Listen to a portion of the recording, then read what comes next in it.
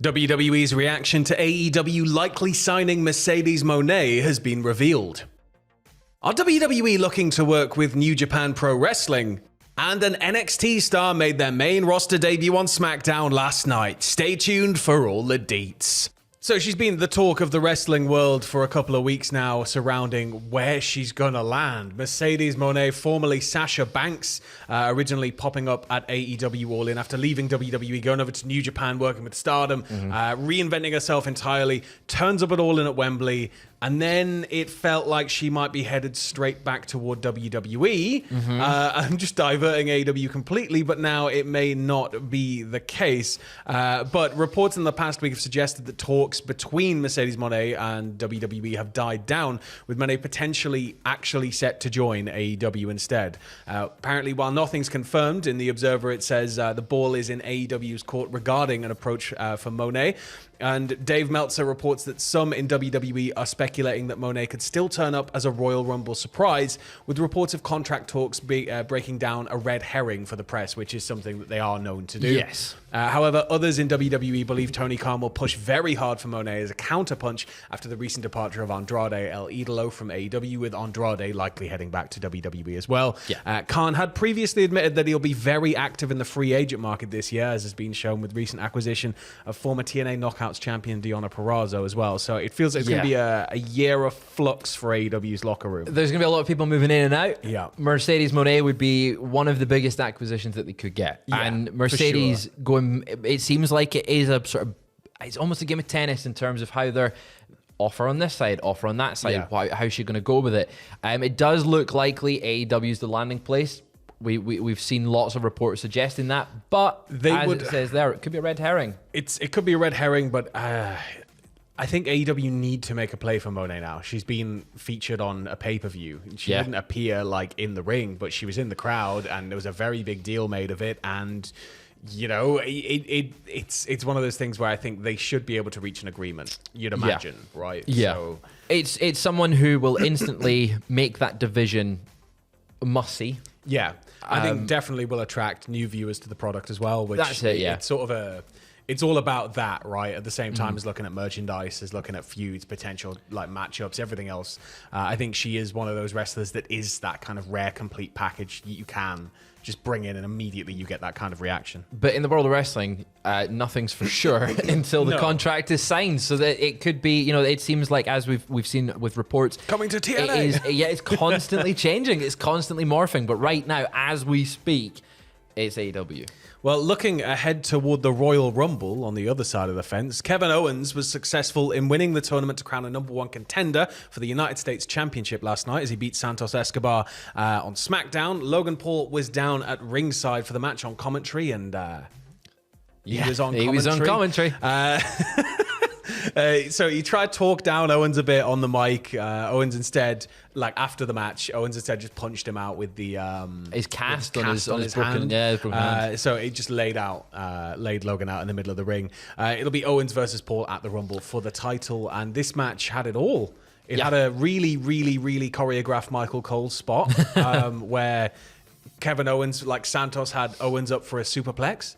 And it was like, hey, Logan, don't ever try to superplex Kevin Owens. And then Logan's like, huh? Why not? And then Owens almost takes a beat, like a dramatic pause, and then just reverses the superplex attempt. And yeah, that was kind of incredible. It stood out for me. They're in sync. That was linked. the moment. They're linked. Michael Cole and Kevin Owens. They've got they share the same brain cell. I think you know, it makes sense. Kevin Owens and Logan Paul are going to be able to have a fantastic match. I think that it's definitely one where you can see Owens taking the belt. You can see something really screwy happening to keep Logan with that gold around his waist. So I think, and Logan made it clear that he didn't want a Canadian beating him for the US title. Exactly, it's the US Championship. You know, of course. You can see Logan's logic there. I'm looking forward to it. It'll be good fun. I think, though, the end destination, LA Knight, Logan Paul at Mania.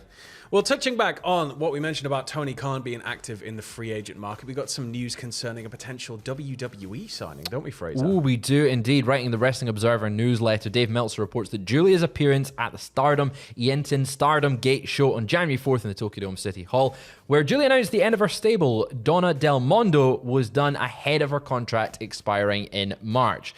Now, Stardom owner Bushiroad have been told by Julia that she will not be signing a new contract upon the expiration of her current deal, which is set to expire in March. She is believed she will take some time off to extensively study English ahead of a move to WWE later in 2024.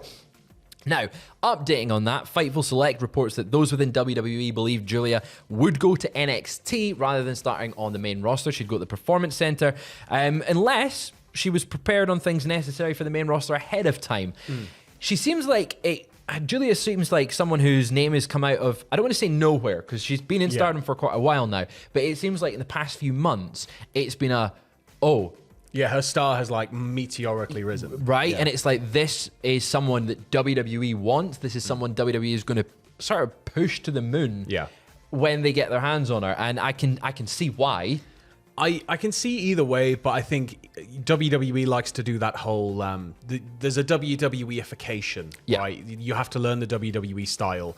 You have to, while keeping your style present, you need to learn the WWE way of doing it. There's all those kind of little things, but again, I guess a lot of that can be taught or all of it will be taught in the Performance Center anyway. It doesn't necessarily necessitate a move to NXT, but at the same time, a small stint on NXT might give you a bit more attention coming into the product. So I guess it's something they're going to have to weigh up. And that's the thing. It's also like, how familiar is the WWE audience with Julia? Yeah. That run in NXT might get her more familiar with the fans. Or is there an exciting way to debut her where you don't really need that? Yeah. Could that be... In a perfect world, it would be in a Rumble, but she's still signed it until March, of course, that won't be happening at Rumble. Well, some other interesting news coming out of Japan here from the Wrestling Observer newsletter. Dave Meltzer has revealed that Triple H and Nick Khan are looking at getting WWE some Japanese allies. It states that step one was All Japan this past week, which we heard William Regal's son has gone off to Charlie All Dempsey Japan, was over in All Japan. which was amazing. And they're also looking to ally with a women's group as well. But he revealed that there's been talk internally of them trying to make another go with New Japan now that Hiroshi Tanahashi is the president. Ooh. It notes, however, that New Japan's success with Forbidden Door might mean they continue their relationship with AEW instead, alongside AEW allowing their talent to compete on New Japan events in the US and Japan. So it is a pretty big relationship to just break off. WWE would probably have to offer the same, if not more, in order to bring that. But at the same time, New Japan... I don't know why. I can just see New Japan in the middle of all of this, just going like, we'll make it work.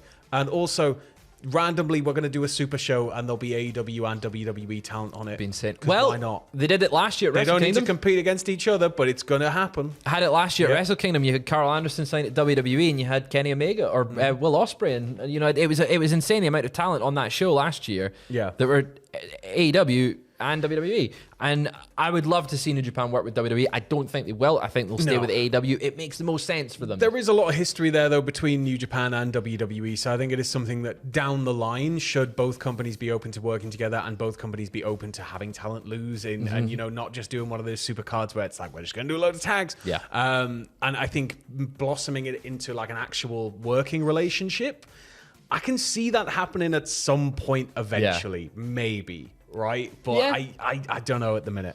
I just don't know. Maybe. But moving back to last night's SmackDown, we had an NXT star make their debut, and that NXT star finally, after nearly a decade now, signed with the company. Baffling, like right? seven and a bit years. 7 and a bit years in developmental. Tyler Bate made his main roster debut where he teamed with his British Strong Style teammate Butch as his mystery partner. Butch had been challenged to the match by Pretty Deadly if he could find a partner. Tyler Bate was the one that picked up the win after both he and Butch hit a double Tyler Driver 97 and then pinned Kit Wilson. Yeah, it's nice to see Tyler Bate getting used in the main roster. He has been signed for, as you say, far, far too long, and he is an incredible talent that is still ridiculously young. He's only 26, which For someone who signed for 7 years, what is like youngest champion in company history? Yeah, surely. like apart from Nicholas, of course. But Tyler Bate, my God, he's got a lot of potential. Hopefully, they harness that and use it, because we saw what he can do in NXT UK and on the British Independents. He's very inventive in ring as well, and I think that's something else he brings to it, is that element of British style. Because there's various styles in Britain, but he brings that very specific style. That I think that